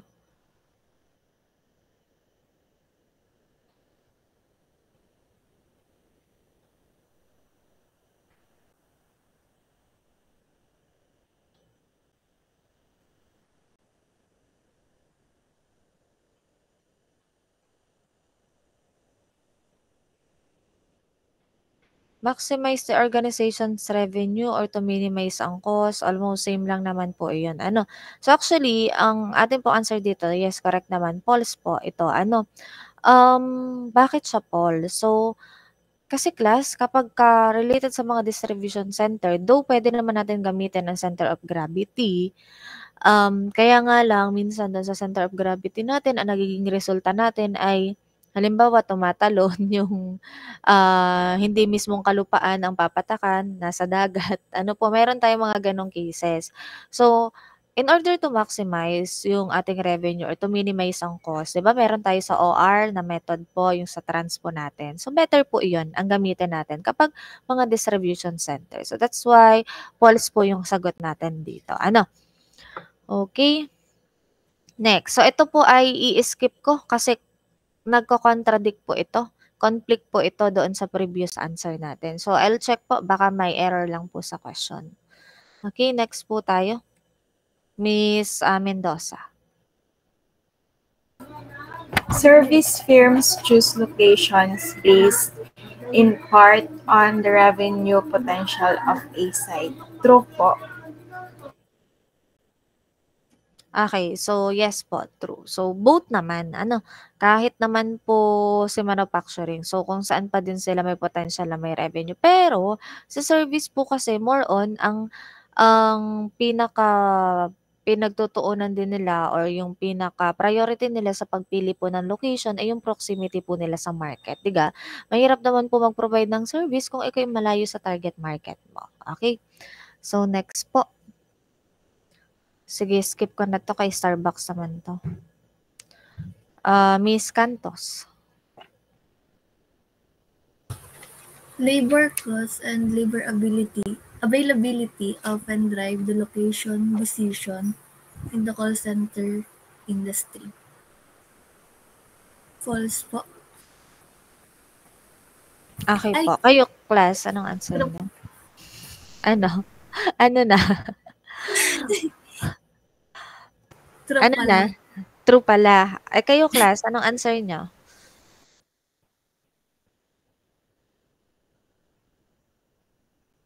Okay po, call center po, since more on manpower, ang kailangan natin diyan hindi naman katulad ng manufacturing na may mga machines tayo, limited lang yung manpower na kailangan. Call center, usually 1:1. Isang call center agent para sa isang customer po. So kaya malaking factor po yung labor cost and labor availability natin sa pagpili natin ng magiging location ng mga call center po. Okay, next, Miss Armamento. The location decisions of good producing firms will generally pay more attention to parking, access, and traffic counts than will service location decisions. Ano po? False po. Okay po. So, false tayo dyan. So, kapag manufacturing tayo or goods producing firms, hindi naman masyadong ganun ka big deal sa kanila yung sa parking access po. Mas kailangan yung mga parking access kapag service. Kasi syempre, yung sa mga customers nila na pupunta doon sa area. So, dapat, kumbaga, kahit ako, hindi na ako pupunta doon kahit pag gusto kong puntahan yung isang lugar or isang kainan. Kung alam ko naman na mahirap mag-park doon. Doon na lang ako baka sa bahay, mag-ano na lang ako, foodpanda na lang, mga gano'n na lang o kaya ay hindi ko napuntahan talaga totally 'yon. Kasi ayoko ng hassle na ang hirap mag-park, po. So ayun, so gano'n yung mga consideration again, yung sa manufacturing natin nabanggit ko naman kanina yung mga main consideration po nila, po, sa pagpili ng location. Next po tayo, Mr. Lactuan. Industrial location decisions often assume that costs are relatively constant for a given area. False po. Okay po. So, hindi po constant yung atin pong cost. Kada area po. Okay, next po tayo. Miss Alexis.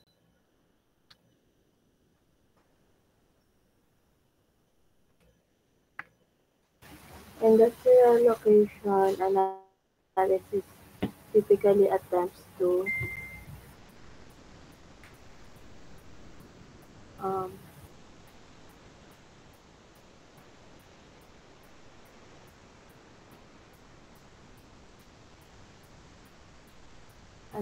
A po. Okay. So, eto though hindi directly na may mention po sa ating discussion. So, kapag location analysis, ang main goal mo is ma-reduce po yung cost. And then, yun yung pinakauna muna na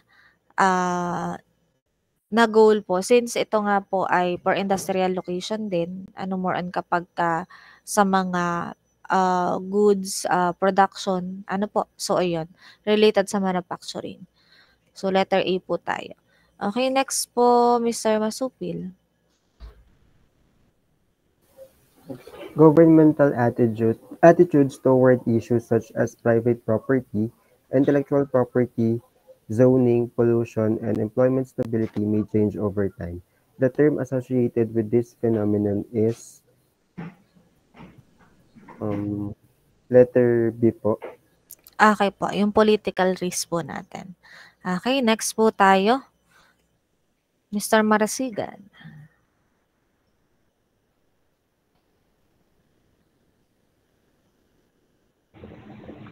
Allocation decision for an appliance manufacturer would tend to have a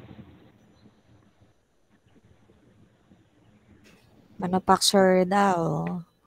letter D po. Letter? Letter D po. Letter D. Kayo, class, anong answer nyo?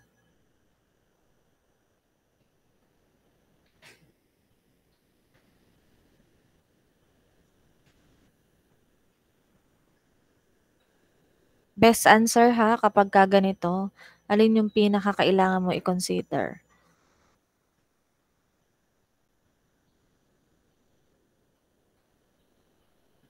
Okay, best answer po natin is letter E. Actually, yung pagpipilian mo lang din dyan is A or C eh.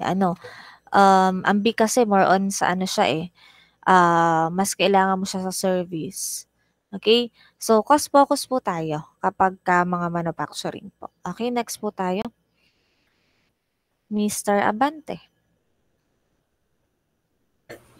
Allocation decision for a traditional department store would tend to have a revenue focus po, C po. Okay, so answer po natin is letter C. So department store, more on ang goal nila is makabenta ng mas madami. Mas malapit dapat sa target market nila. So more on revenue focus po. Okay, next po tayo, Miss Baldedara.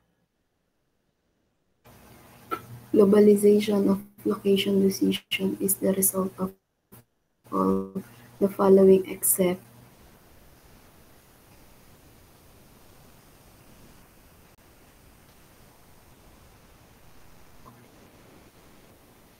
letter B po.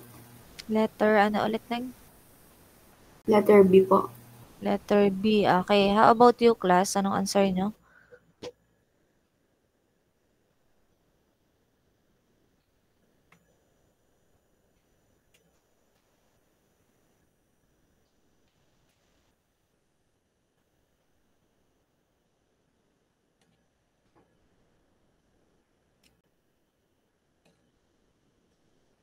Okay, so ang sagot po natin ay letter B. So, except naman eh. So, ano ba yung pagpili naman natin ng location, it may not affect naman po yung quality ng labor sa ibang bansa. Pero katulad dito, yung higher difference in labor cost. So, malaki pong impact yun. Kung halimbawa dito ka sa country ito, instead na dito sa other country, malaki pong impact yung in terms ng labor cost na makukuha natin. Kasi isa yun sa consideration po ng pagpili natin. And other po na nandito. So, best answer po natin dito is yung letter B. Okay, next po tayo, Miss Flores. In location planning, environmental regulation, cost, and availability of utilities and taxes are A. Global factors, B. Country factors, C. Regional or community factors, D. Site-related factors, E. None of the above. Letter B po. Okay, kayo class, anong answer ninyo? Ang hinihingi daw is for environmental regulations, cost availability of utilities and taxes. Saan natin siya mako-compare? Okay, sa letter C po, kapag country factors ay medyo malawak na yan. Sa pagpili natin kung saang country tayo mag-i-establish ng business po natin. More on mga exchange rates na po yung ating consideration dyan. Pag medyo mas specific, saan natin siya ma-define? Dito po sa regional or community factors na. Okay, next po tayo, Miss Arayan.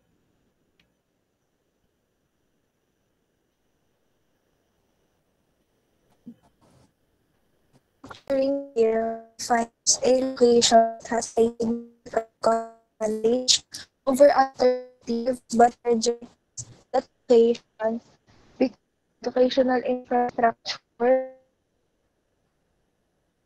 and today the firm's worker in its special production technologies. The firm's action illustrates the link between blank and location.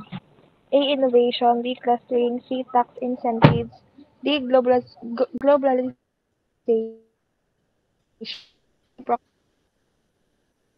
there's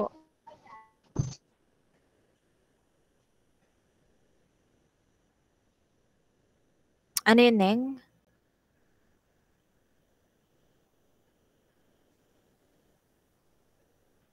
Can you type your answer? Hindi ko lang nadinig. Medyo choppy ang...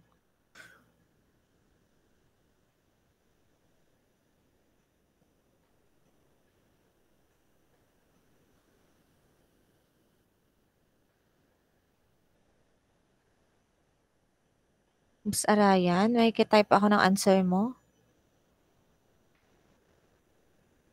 Sige, class. Kayo po, anong answer nyo dito? Based doon sa ano, sa naging statement lang.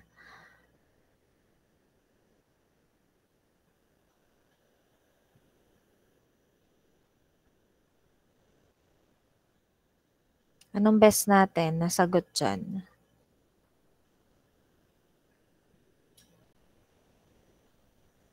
Sabi, educational infrastructure, special production technologies.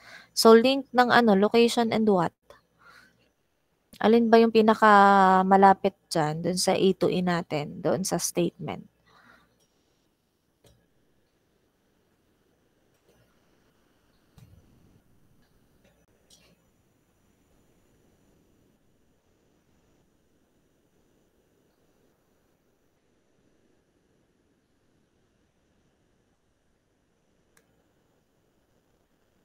Okay, so ang answer po natin ay letter A, innovation and location. So class, again, pag hindi po ganun kalinaw sa inyo kung ano yung isasagot ninyo, basahin po natin ng maayos yung question. Minsan po, doon po sa question, makikita po tayo ng mga keywords po na pwede po natin gamitin para tayo makapag-eliminate na nung other na nasa choices na hindi naman po related doon sa atin pong statement doon sa question. Okay? Next po tayo, Mr. Liesa. Each of the following is usually not one of the top considerations in choosing a country for facility location.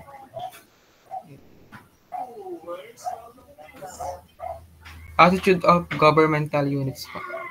Letter C. Okay, country na. Ang pinagpipilian po natin ay country. Alin daw ang better na country? Alin daw yung hindi natin consideration dito? Yung pinaka-list na kailangan nating i-consider po. So, anong answer nyo dito, class?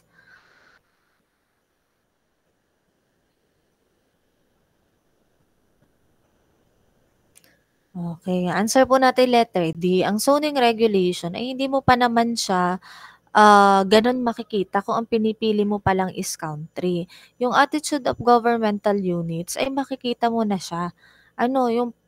Pwede mo na ma-compare yung per country. Paano ba yung government dito? Kaya ko ba mag-comply dito or kaya ko ba maka-adapt yung business ko dito sa type ng government na meron yung country na to? Including yung other po dyan is consideration po natin sa pagpili ng location kapag yung country pa lang po yung pinagpipilian natin. Okay? Malinaw na po tayo doon. So, again, kung hindi naman natin kailangan i-memorize yung lahat ng naka-under ng country to country na at saka yung sa regional, kailangan nyo lang din pong i-relate doon sa word na country. Ano na ba yung pwede kong i-compare kapag per country pa yung aking pinagpipilian? Or kapag regional na, medyo mas specific, ano na yung pwede kong i-compare naman doon? Or ano ang pwede kong maging consideration doon? So, yun po. Sana po yung maunawaan po natin yung part na iyon. Next po, Miss Lardy Sabal. When making a location decision at the country level, which of these would be considered? A. Corporated desires. B. Land or construction costs. C. Air, rail, highway, waterway systems. D. Zoning restrictions. E. Location of markets. Letter D po. Zoning restrictions. Okay, so ang sagot po natin dito ay letter E. So within the country na daw tayo. So ang pwede po natin dyan maging consideration is yung ating location of the markets. Okay po. Next tayo. So again, kung hindi po nakakasabay dito or hindi malinaw sa atin, hindi makikibalikan po ako nung naging discussion natin sa part na ito.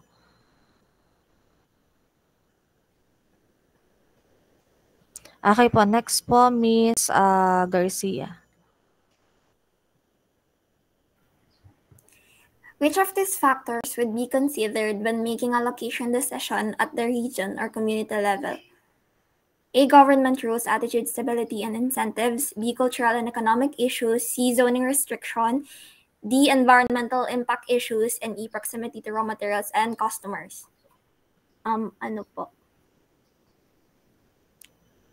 Mas specific na tayo. Region and community level po. Ano po? A po. Okay po. Kayo, class, anong answer nyo dito?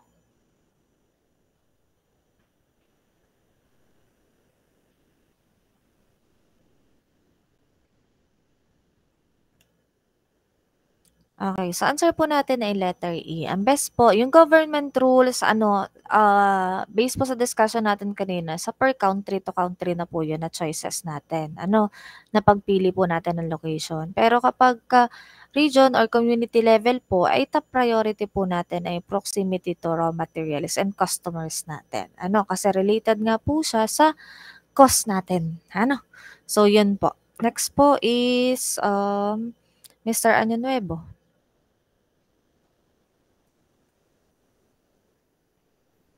When making a location decision at the region or community level, which of these would be considered? Ano po? Letter B po. Okay, so actually medyo nakakalito na kasi halos parang tama po lahat yung sagot natin dito. Pero ayun po, again pagka tayo po ay pumipili is yung sa palagay po natin na best na pinakakailangan. So dito po sa part na ito, ang best answer po natin dito ay yung cost and yung availability of utilities. Okay po. So next po tayo. Okay, next po, Mr. Gonzales. Which of the following factors would be considered when making location decision at the site level? Letter A, government rules, attitude, stability, and incentives. Letter B, cultural and economic issues. Letter C, zoning regulation. Letter D, cost and availability of utilities. Letter E, proximity of raw materials. May conditions. Ano po, yung letter C po, zoning regulation. Okay, so kapag site level na tayo, so we have here zoning regulations po. Okay? So ayun, paki-familiarize na po lang po ang ating mga sarili doon sa mga na-discuss po about sa part na yan. Meron naman po sa materials natin. Next, we have here Mr. Vivas.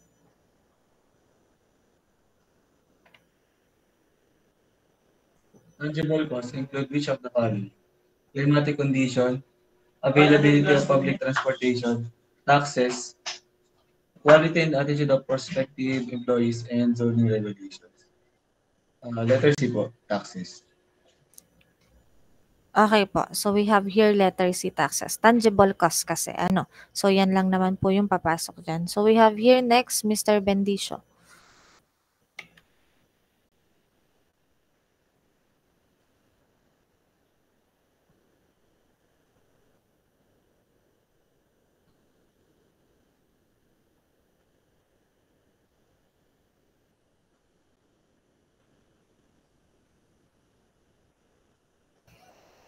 Letter A, actually answer po dito is letter D. Lahat po yan ay intangible. Qualitative lahat yan. So kaya po answer natin dyan is letter D. Next po tayo, Mr. Areclado. operations managers will need to consider ethical and social responsibility issues when location decisions involve all of the above po. Okay po. So, all of the above po yung answer. Okay po. So, next po tayo, si Samantha, ang Siko. A firm is seeking a new factory location and is considering several countries worldwide. In some of these countries, child labor is prevalent. In others, working conditions and working safety are inferior to conditions in the US. An operations manager paying attention to will factor these issues into the allocation of decision. A po. Okay, so answer natin is letter A. Again, basahin lang po natin yung statement. So, pinaka-related po siya sa ethical and social responsibility issues natin. Next, Miss Lagmao. Which of the following statements regarding proximity in the location decision is false? A. Service organization find the proximity to market is the most critical primary location factor. B. Manufacturers want to be near customer when their product is bulky, heavy, or fragile. C. Perishability of raw material is a good reason for manufacturer to locate near the supplier, not the customer. D. Reduction in bulk is a good reason for a manufacturer to locate near the supplier. E. Clustering among fast food chains occur because they need to be near their labor supply. Oh, class, mag-ready kayo ng answer nyo, ha?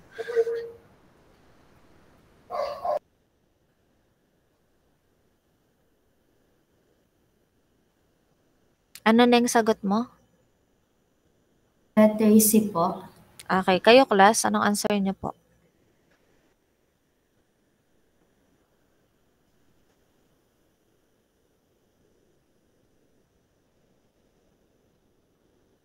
Alin daw dyan yung false?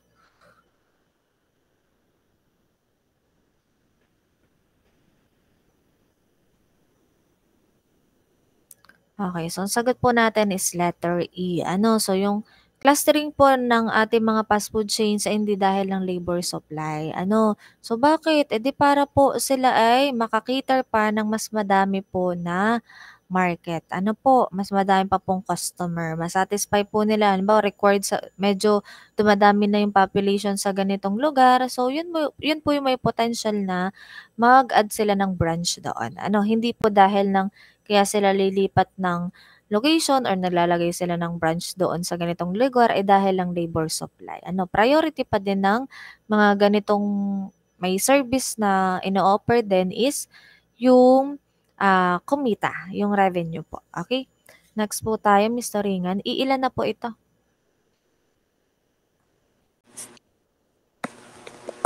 Which of the following is the best example of the proximity rule that for service firms proximity to the market is the most important location factor? A. Soft drinks are bottled in many local plants where carbonated water is added to proprietary syrups that may have been shipped long distances. B. Few people will travel out of state for a haircut. C. Patients will travel very long distances for their hernia surgeries performed at Sholdis Hospital. The furniture maker should locate near the source of good hardwoods, even though it makes locating near other furniture manufacturers.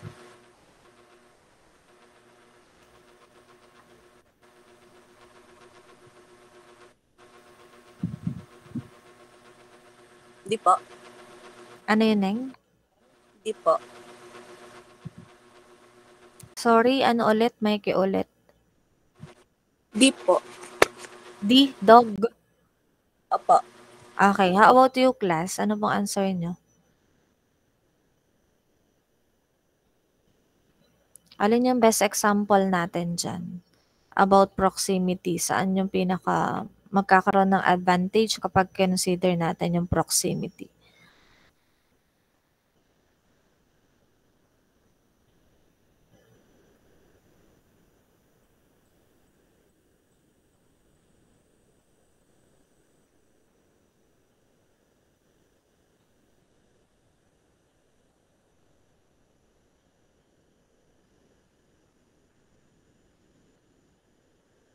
Wala. Okay, so ang sagot po natin dito ay letter B, ano? So, pinaka-okay na example yun. So, few people will travel out of state for a haircut. So, kaya po, mas, kumbaga, in terms of location decision, hindi tayo ganun kahirap kapag ka ganitong type ng service yung ipoprovide natin, yung sa haircut po. Kasi, siya po ay need din. Pero kung siya po, kahit siya ay need, tapos ay pupunta pa sa malayong lugar, ay hindi na po yan mag-e-effort ng ganun ang mga tao. Ano, so, maaring sila-sila na lang din yung maggupit ng kanilang mga buhok. Ano po. So, yun yung pinaka-okay na example po dito ng about sa proximity. No. So, ayun po. Next po tayo. So, Miss Asilo.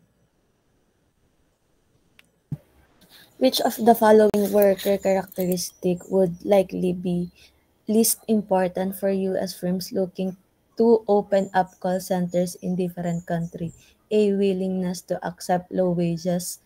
B. Have a high level of education. C. Speak English. D. Possess an in-depth knowledge of American popular culture. E. Are young. Letter A po. Okay po. So, actually, answer po natin dito is letter E. Least important po natin is yung in terms ng edad po. Call centers natin, even mga 30s na po, may 40s pa nga tayo, 'di ba? So, as long as na kaya mo namang makipag-usap, kaya mo naman, tatanggapin mo naman yung offer, so okay lang yon. Ano po, so hangga't kaya ng katawan. Ano ba, kasi ano naman siya eh, hindi naman po gano'n ka-labor intensive yung pagko-call center po. Ano, unlike yung mga ibang trabaho po natin. So, pinaka-least important consideration po diyan ay yung age po. Okay, next po tayo. Last 3 na po tayo, Miss De Masakat. Community attitude, zoning restrictions, and quality of labor force are likely to be considered following location decision methods. A. Transportation method. B. Location break analysis. C. Center of gravity method. D. Simulation. E. Factor rating method. Letter C po. Okay. So, yung mga zoning restrictions, quality ng labor force, ay yan po ay hindi natin mako-consider sa center of gravity. Ano lang po yung pwede natin mako-consider sa center of gravity natin. 'Di ba X and Y coordinates lang po tayo. Wherein pwede natin magamit dyan is yung in terms of yung mga number po ng ating target market, so kaya in terms naman ng sa supplier po natin, ano kagaya po na sinasabi ko kanina. But ito po ay saan po natin siya makikita? Dito po sa factor rating method. Yan po yung mga criterias na pwede nating maisama. Ano, yung in terms of attitudes, yung zoning, okay, and so on. Yung katulad ng pinakita ko kanina, yung sa climate, accessibility, yan po. Mga criterias po iyan na pwede natin magamit sa factor rating method. Okay? Last 2 po tayo. Miss Monara.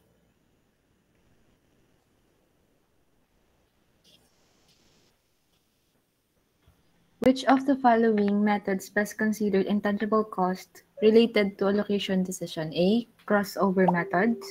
B. Locational break-even analysis. C. Factor rating analysis. D. Transportation method. E. The assignment method.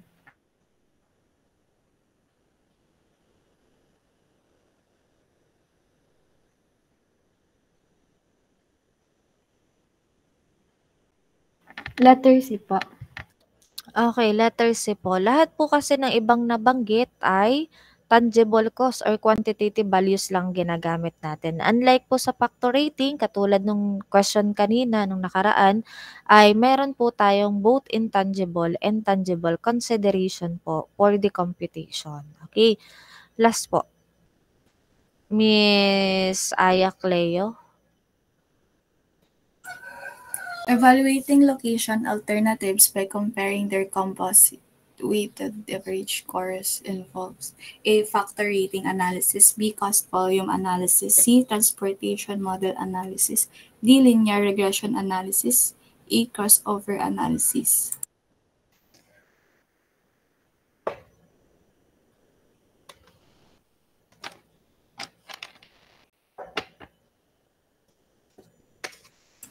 Letter E po.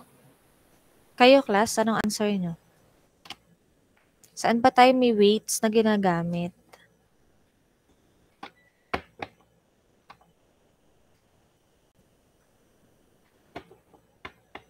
Okay, letter A po. Sorry. Wait lang. Letter A, ang sagot dito, hindi letter E. Factor rating analysis po tayo. Yung may weights po tayo na ginagamit to evaluate po yung ating mga criteria, ay mga locations po natin. Gumagamit tayo ng mga criteria and binibigyan po natin siya ng weights po. Letter A ang sagot dito ha, hindi letter E. Okay po.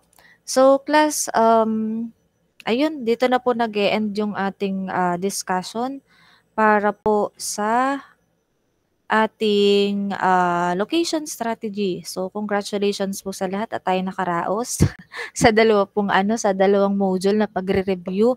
Isa na lang module so siguro singit natin siya ng week 8 natin, pero ayun, malilesen naman yung time natin ng discussion kasi gagawin natin yung improvement natin na i-Google form natin and then i-discuss na lang natin is yung mga topics or mga questions na hindi ganon ka nasasagutan ng tama ng marami. And also, siguro hihingin ko din doon, maglalagay na din ako sa G-form kung ano yung mga topics na not yet clear sa inyo or yung pinaka nahirapan kayo para po at least ay makuha ko din po yung information na yun at yun po talaga yung ma-focus ko during our review.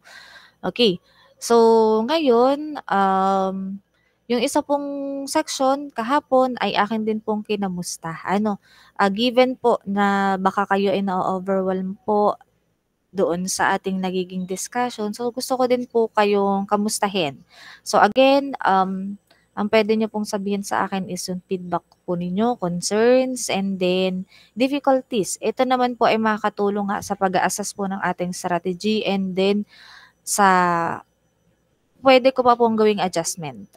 So hopefully po makapagbigay po kayo sa akin, makapag-open po kayo sa akin ng honest po para at least ay maayos natin kung anong po pwede pang i-adjust.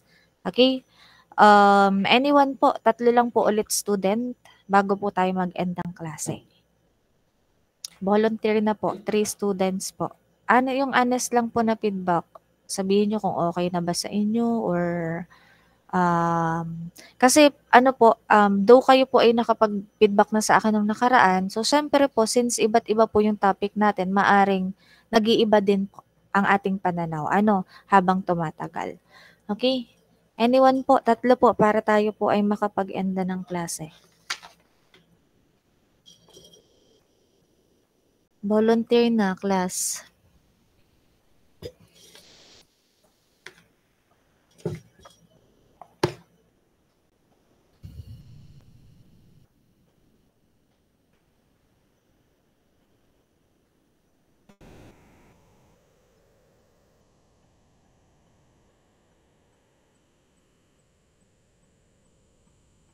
Si Mr. Camilo, dumating ba? Wala. Absent na to. Lalagyan ko to ng absent. Si Mr. Mohimulta, wala. Ramos, wala din. Sorry. Ito ata Saan nga yun? Hindi, wala nga pala itong si Mr. Ramos. Hindi na dito. Okay po. Class, 3 lang. Hindi tayo makapag-endang klase.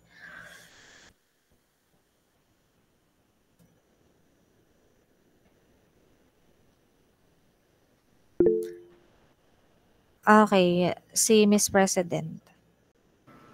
Good morning po, ma'am. Siguro po, ma'am, sa akin ay, gaya po ng sinabi niyo, ay medyo na-overwhelm nga po at medyo madami po yung topics na ni-review po namin. Tapos nung last week po na yun pong nagpa-send po kayo ng mga para po sa attendance, yung pong manonood po ng video, ay medyo hindi po nag-grasp kasi po ay medyo busy nga po sa event. Tapos, pero naman po, nabalikan naman po yung ibang parts na hindi po na medyo na-gets since may provided nga po kayong video. Tapos siguro po kung i-rate ko po yung understanding ko po ngayon ay 7 out of 10 po. Okay, sige, thank you. Meron ba sa inyo na ano, katulad ng isang section na isang araw lang daw tinapos yung lahat ng recorded? Ganon din po ba kayo? O hindi naman? Kasi sabi ko